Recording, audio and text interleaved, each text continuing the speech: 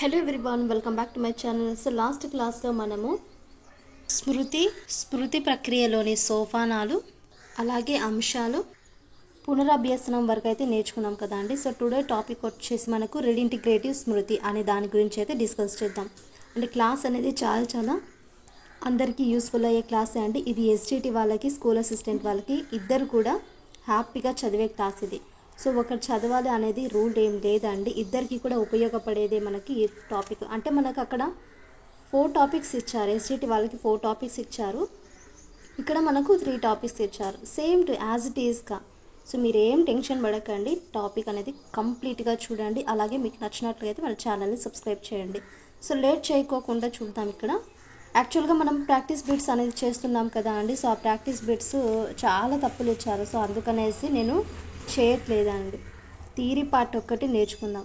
ఇది కూడా ఇంపార్టెంటే కదా. ఫస్ట్ థియరీ పార్ట్ నేర్చుకున్నాక యాక్చువల్గా ప్రాక్టీస్ బిట్స్ అనేది చేయాలి.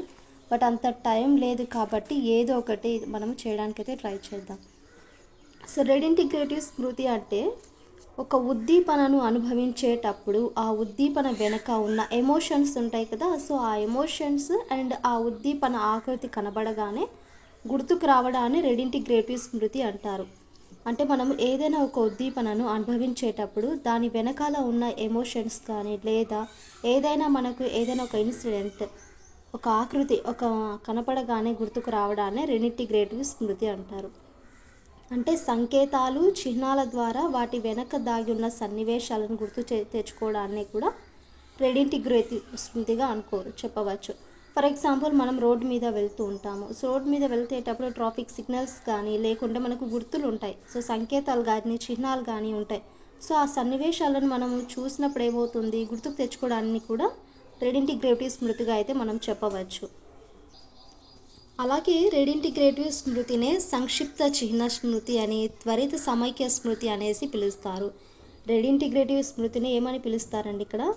సంక్షిప్త చిహ్న స్మృతి, త్వరిత సమైక్య స్మృతి అనేసి కూడా పిలుస్తారు. వేటిని? రెడింటిగ్రేటివ్ స్మృతిని. అపసామాన్య ప్రవర్తన కలిగిన వ్యక్తుల ధారణను మాపనం చేయడానికి ఈ పద్ధతిని ఉపయోగిస్తారు. మరొకసారి చూద్దాం. రెడింటిగ్రేటివ్ స్మృతి అంటే ఒక ఉద్దీపనను అనుభవించేటప్పుడు దాని వెనకాల ఉన్న ఉద్వేగాలను, ఆ ఉద్దీపన మనకు ఆకృతి కనపడగానే, తన యొక్క రూపం అనేది కనపడగానే గుర్తుకు రావడాన్ని రెడింటిగ్రేటివ్ అంటారు. అంటే ఏంటంటే సిగ్నల్స్ లేదా ఏదైనా సింబల్స్ని మనం చూస్తానే దాని వెనక ఉన్న సన్నివేశాలను గుర్తుకు తెచ్చుకోవడాన్ని రెడింటిగ్రేటివ్ స్మృతిగా చెప్పవచ్చు. మీకు ఒక ఎగ్జాంపుల్ చెప్పన, సంకేతాలు కానీ, ఏదైనా ట్రాఫిక్ సిగ్నల్స్ కానీ, ఇన్ కేస్ ఏదైనా చిహ్నాలు కానీ, సింబల్స్ కానీ, దాని వెనకాల ఉన్న సన్నివేశాలను గుర్తుకు తెచ్చుకోవడాన్ని రెడింటిగ్రేటివ్ స్మృతిగా అనేసి చెప్పవచ్చు. మరి ఈ స్మృతి రకాలలో చాలా ఇంపార్టెంట్ స్మృతి రకాలు ఏంటంటే, ఫస్ట్ వన్ సంవేదన స్మృతి.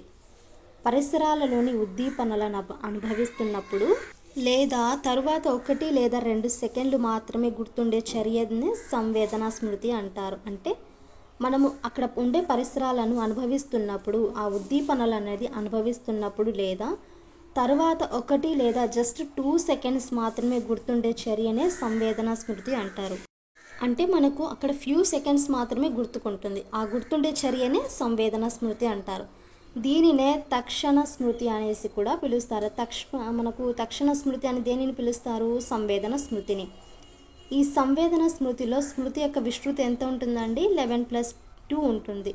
11+2 అంటే పరిసరాలలోని ఉద్దీపనలు అనుభవిస్తున్నప్పుడు జస్ట్ ఫ్యూ సెకండ్స్ మాత్రమే గుర్తుండే చర్యనే సంవేదన స్మృతి అంటారు. అంటే ఎగ్జాంపుల్ చూడండి, ఇక్కడ బస్సులో ప్రయాణిస్తున్నప్పుడు రోడ్డు పక్కన చూసిన భవనాలు కానీ, చెట్లు, అంటే మనం చూస్తూ ఉంటాం కదా. ఏదైనా సరే ఫ్యూ సెకండ్స్ మాత్రమే గుర్తుకుంటాయి. అంటే రోడ్డు పక్కన మనం నడుచుకుంటూ వెళ్తున్నప్పుడు కానీ, భవనాలు, చెట్లు వంటి వాటిని చూస్తున్నప్పుడే గుర్తుకుండడం. చెప్పాను కదా, 2-3 సెకండ్ల కంటే ఎక్కువగా గుర్తుకుండవు కదా. అవన్నీ సంవేదన స్మృతి కిందికైతే వస్తాయి. అండ్ స్వల్పకాలిక స్మృతి అంటే నేర్చుకున్న అంశాలు లేదా అనుభవాలు 15 నుండి 30 సెకండ్లు మాత్రమే గుర్తుకు రావడానికి సంబంధించిన భావనను స్వల్పకాలిక స్మృతి అంటారు. అంటే ఇక్కడ ఫస్ట్ మనము 2-3 సెకండ్స్ కన్నా ఉంటే సంవేదన స్మృతి, బట్ ఇక్కడ 15 నుండి 30 సెకండ్స్ మాత్రమే కానీ ఉంటే, అంటే నేర్చుకున్న అంశం ఏదైనా ఒక నేర్చుకున్న అంశం కానీ అనుభవం బయట ఉన్న ఇంట్లో ఉన్న ఏదైనా ఒక ఎక్స్పీరియన్స్ ఉన్నప్పుడు 15 నుండి 30 సెకండ్స్ మాత్రమే గుర్తుకుంటుంది. సో అలాంటి స్మృతిని ఏమంటారంటే స్వల్పకాలిక స్మృతి అంటారు. స్వల్పం అంటే తక్కువ, స్వల్పకాలిక స్మృతి అంటారు. దీనికి మెయింటెనెన్స్ రిహార్సల్ అనేది అవసరం ఉంటుంది. ఎలాంటి అవసరం అంటే మెయింటెనెన్స్ రిహార్సల్ అనేది అవసరం ఉంటుంది. స్వల్పకాలిక స్మృతిలో స్మృతి యొక్క విస్తృతి ఎంత ఉంటుందంటే 7+2 అయితే ఉంటుంది. బట్ అక్కడ సంవేదన స్మృతిలో వచ్చేసి 11+2 ఉంది కదా. బట్ స్వల్పకాలిక స్మృతిలో స్మృతి యొక్క విస్తృతి ఎంత ఉందంటే 7+2 అయితే ఉంటుంది.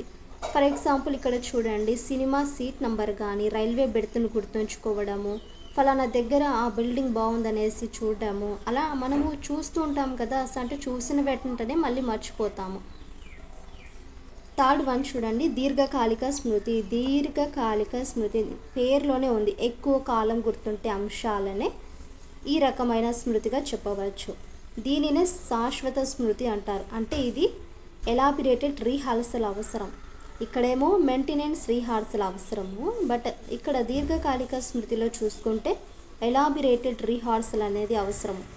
ఫర్ ఎగ్జాంపుల్ ఇక్కడ చూడండి, మన నేమ్ కానీ మన యొక్క పేరెంట్స్ నేమ్ కానీ ఇలాంటివన్నీ కూడా ఏ స్మృతి కిందికి వస్తాయి? దీర్ఘకాలిక స్మృతి కిందికి అయితే వస్తాయి. ఎక్కువ కాలం గుర్తుండే అంశాలను వచ్చేసి దీర్ఘకాలిక స్మృతి అనేసి చెప్పవచ్చు. ఈ దీర్ఘకాలిక స్మృతికి ఏం అవసరం ఉంటుందండి? ఎలాబిరేటెడ్ రిహార్సల్ అనేది అవసరము. నెక్స్ట్ ఫోర్త్ వన్ బట్టి స్మృతి. బట్టి స్మృతి అంటే ఎలాంటి అవగాహన లేకుండా వచ్చినట్టు వల్లె వేయడం, ఈ రకమైన స్మృతి ఏర్పడుతుంది. ఎలాంటి అవగాహన లేకుండా వల్లె వేయడం వల్ల ఈ రకమైన స్మృతి అనేది ఏర్పడుతుంది. ఫర్ ఎగ్జాంపుల్ స్కూల్లోనే చూద్దామండి, ఒక క్లాస్ రూమ్లో పిల్లలు మనం ఏదైనా ఒక 2-3 క్వశ్చన్ ఆన్సర్స్ చెప్పి అరే నేర్చుకోరా జస్ట్ ఒక హాఫ్ అన్ అవర్లో అంటే వాడు ఇంకా చదువుతూనే ఉంటాడు. అంటే అప్పుడు తనలో ఉండేది ఏది? మనకి బట్టి స్మృతి. ఎలాంటి మనకి అవగాహన లేకుండా ఉండదు. జస్ట్ క్వశ్చన్ చెప్పిందా మేడము అంతే నేర్చుకుందామా, వల్లే వేస్తూ ఉంటాడు, ఇంకా రిపీటెడ్ చేస్తూ ఉంటాడు. సో ఆ రిపీట్ చేయడం వల్ల ఏమవుతుందంటే ఆ బట్టి స్మృతి అనేది ఏర్పడుతుంది. అంటే ఇక్కడ చూడండి ఎగ్జాంపుల్, బాల్యంలో మనం ఎక్కాలం నేర్చుకుని ఉంటాం కదా, శ్లోకాలు నేర్చుకుంటాం కంటే అక్కడ మనకు అవగాహన అనేది ఉంటుందా? ఉండదు కదా. అవగాహన లేకుండా నేర్చుకోవడమే బట్టి స్మృతి. నెక్స్ట్ తార్కిక స్మృతి. తార్కిక స్మృతి అంటే అభ్యసిస్తున్న అంశాలను అర్థవంతంగా అవగాహనతో అభ్యసించడం వల్ల ఈ రకమైన స్మృతి అనేది ఏర్పడుతుంది. ఇక్కడ ఆపోజిట్ వర్షన్ చూడండి, ఎలాంటి అవగాహన లేకుండా ఉంటే అది బట్టి స్మృతి. అభ్యసించిన అంశాలను ఎలా ఉండాలి? అర్థవంతంగా ఉండాలి, అవగాహనతో అభ్యసించడం వల్ల ఈ తార్కిక స్మృతి అనేది ఏర్పడుతుంది. ఒక ఎగ్జాంపుల్ చూడండి, ఇక్కడ ఒక ఆంగ్ల స్టోరీని అర్థం చేసుకొని నేర్చుకోవడము. ఒక ఆంగ్ల స్టోరీ ఇచ్చామనుకోండి, ఏదైనా మనకు ఇంగ్లీష్లో స్టోరీస్ ఉంటాయి. సో ఆ స్టోరీస్ని అర్థం చేసుకొని నేర్చుకోవడం. ఇది ఏ స్మృతి కిందికి వస్తుందంటే తార్కిక స్మృతి. అర్థవంతంగా అవగాహనతో అభ్యసించడం దాన్ని తార్కిక స్మృతి అంటారు.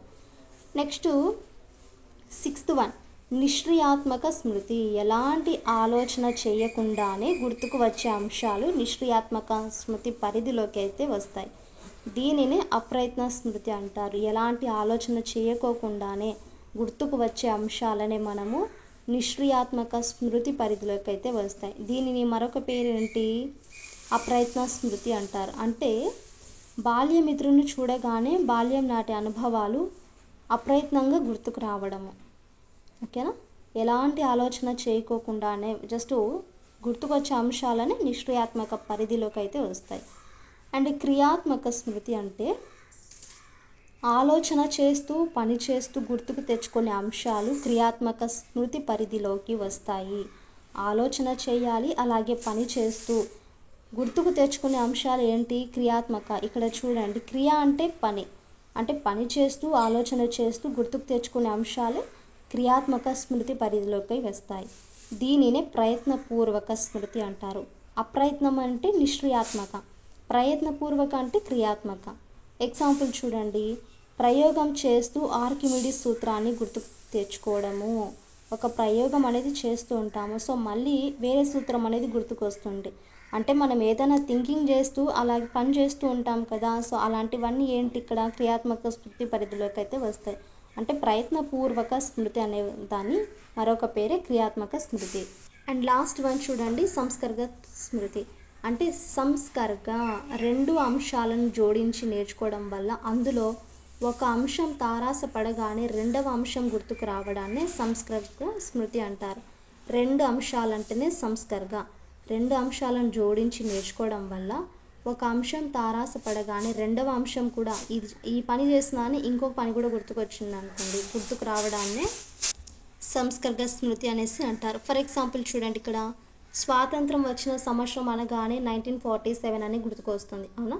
ఎలక్ట్రిక్ బల్బ్ అనగానే ఎడిసన్ అనేది గుర్తుకు రావడం. అంటే 2 అంశాలు నేర్చుకోవడం వల్ల అందులో ఒక అంశం నేర్చుకుంటానే తారాసపడగానే రెండవ అంశం కూడా గుర్తుకు రావడాన్ని సంస్కర్గ స్మృతి అంటారు. మరి ఈ స్మృతిని పెంపొందించే కారకాలు ఏంటో చూద్దామా.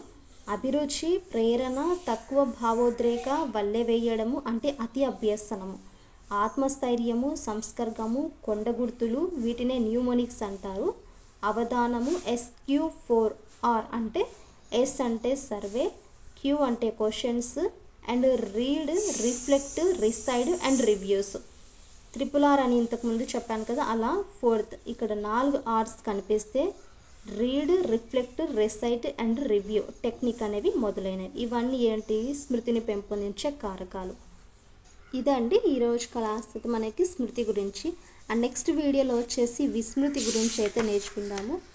సో ఐ హోప్ మీకు క్లాస్ నచ్చిందనేసి అనుకుంటున్నానండి. క్లాస్ నచ్చితే please do like and share, subscribe to my channel.